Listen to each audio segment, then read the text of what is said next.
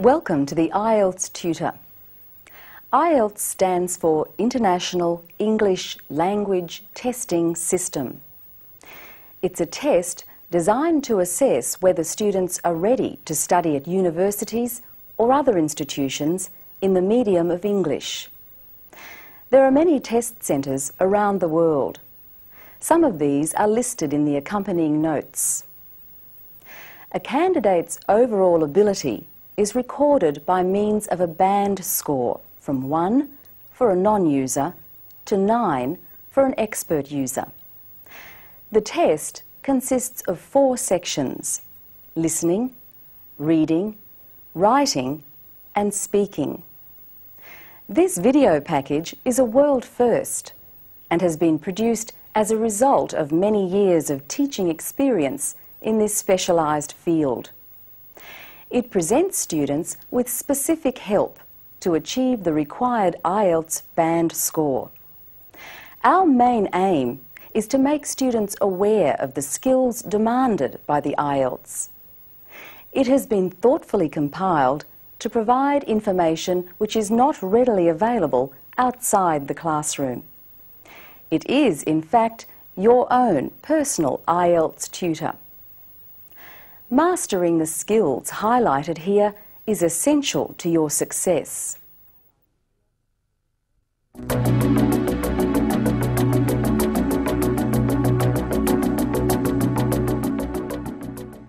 The first subsection of the test that you'll be required to do is the listening test. It takes approximately 30 minutes. There are 4 sections to the listening module. In the first 2 sections, there is a conversation between 2 speakers and a monologue. The final 2 sections are related to more educational contexts.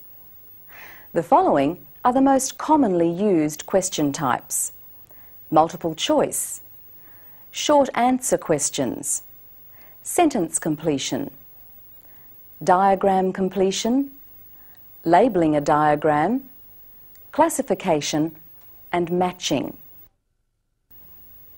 The following are some important tips for listening. Number 1, the dialogue is heard only once, but time is given to A, check answers, and B, read ahead. It's very important to try to read ahead so that you have some idea what you'll be listening for before you actually hear the dialogue. When reading ahead, it's a good idea to highlight important key words.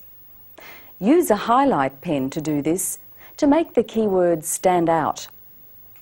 Doing this will help you to locate the important information.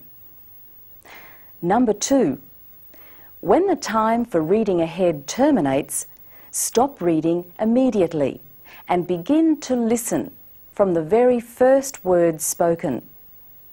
Don't worry if you haven't pre-read everything. By the end of the section, your ear will be more tuned in. It's very important, however, that you don't get lost at the beginning, as this may mean that you're not able to do any of that particular exercise. Number 3, you'll be given time at the end of certain sections to check your answers. It may be helpful to use this time to read ahead. This will give you more time to prepare yourself for the next section. Checking answers should be restricted to adjusting spelling or making an answer clear and legible. In most cases, it would be unwise to change your answers. So unless you're absolutely sure that you've got something wrong, leave it. Number 4, when answering questions, use abbreviations to give yourself time to focus on the task of listening. Write out the abbreviation in full only at the very end of the test, when you transfer your answers to the answer sheet. Don't waste precious time during the test. Number 5, when listening, try to listen for 2 answers at a time. In other words, don't only listen to obtain information to fill in one question, rather listen in order to listen to two questions. This will help you not to get lost. Getting lost is one of the biggest problems facing students doing the listening section. If you're still listening for information to answer question 1 and the speaker has moved on to question 2 or 3 without your realising it, then you're lost and panic sets in. So remember to listen for 2 answers at a time, then if you miss the first one, you'll have time to get the second. Number 6. You're usually required to listen to information to fill in a form. If a person's name is spelt out, such as Stuart Gray, that is Stuart, S-T-U-A-R-T, Gray, G-R-A-Y, then you must get the spelling correct. Be careful of numbers and letters that sound similar, such as A, H and 8, or letters that sound similar, such as C and G.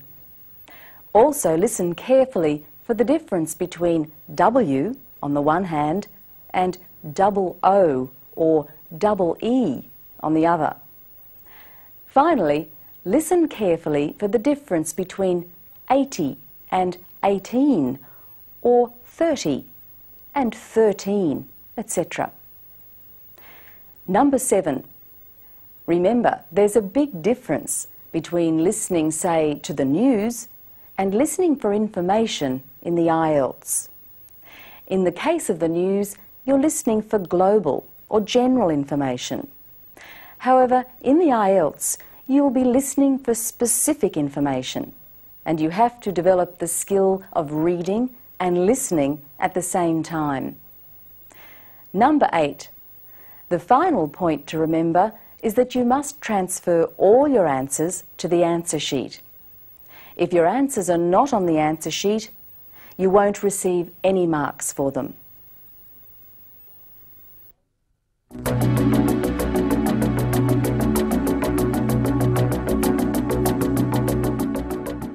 The second subtest of the IELTS is the reading test. The reading subtest takes about 60 minutes. There are 3 reading passages totalling approximately 1,500 to 2,500 words. Texts for this test may have been taken from journals, books or newspapers, and they deal with topics that are of general interest and are appropriate to students at academic institutions. The following types of questions are commonly used in the reading test: multiple choice, short answer questions, sentence completion, diagram or table completion, choosing headings for paragraphs, identification of writer's claim, that is, true or false or not given, classification, and matching lists or phrases.